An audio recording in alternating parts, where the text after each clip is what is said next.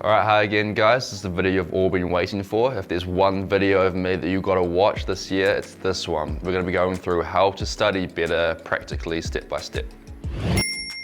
So it's all well and good me saying you need to be able to recall content, but how do we actually do that? I'm glad you asked, Susan. We're going to be studying more effectively. The first thing we're going to be doing is summary sheets. So when I said before that a lot of people make cheat sheets, this is actually a really good strategy. But what you need to be doing is actually making sure that when you're writing, you're summarizing things in your own words. It's really important that when you do this, you do three things.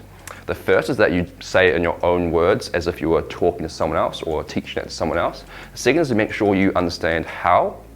And the third thing is you understand why. So if it's talking about osmosis, you want to know how it works and why it's important. If you're talking about, I don't know, the theme of hope in The Great Gatsby, you want to say how it's shown and why the author did it. The next thing is, what is next thing? So the undisputed #1 study strategy, the best thing you can do to be able to recall content is retrieval practice, aka testing yourself. When we test ourselves, we're actually practicing our brain's ability to recall content without any kind of cues or mental hints or notes or whatever. So it's really important that when we're doing this, we don't have any notes in front of us. We've given ourselves time to be able to just apply the content as if we were in an exam. So there are three really great ways we can do this. The first is flashcards. And if you don't want to actually, go through the process of like making flashcards and writing them and laminating them or whatever, or you want to save the trees, there are a lot of really good apps and online websites you can use to do this. I'd recommend the app Anki. What this is pretty much being able to flip a card over. I don't know what flashcards are. What am I doing? Anyway. So number 2 is prompting questions. This is where we ask ourselves questions that lead towards us being able to practice answering a question as if it was an exam one. So what we do is get our mum or your mate or your next door neighbor or yourself, and you say, okay, I just studied osmosis. Here are the key points of osmosis I want to know for the exam. And you'll go through them and say, okay, what was the whole diffusion thing again? Or like, why is this important in an exam? The whole point is to be able to practice retrieving the information that you need to actually answer exam questions. You can use past papers to know what these are. So the third trick is self-explanation and self-elaboration. So self-explanation is, as the name kind of describes, being able to explain something in your own words.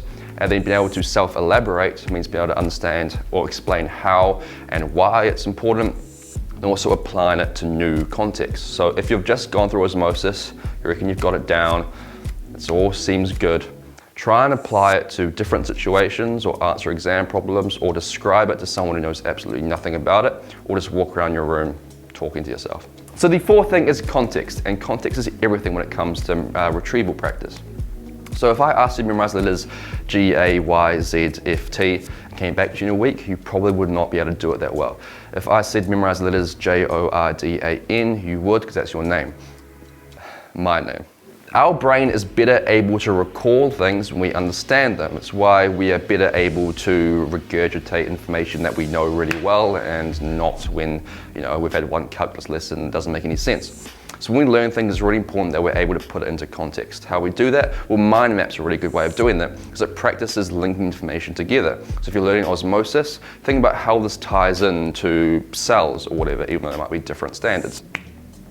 The next thing is context-independent learning.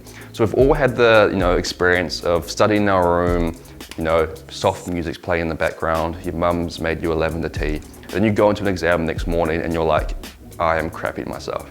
The reason we're doing this is because it's a very new context and it's a very challenging one. So what you want to be doing is practicing studying in challenging environments and different environments so your brain doesn't get used to a particular context. So #1 way we do this is practice exams, which we'll get into next. Congratulations, you've just learned how to study better. Stay tuned for the next one, which is preparing for an exam environment.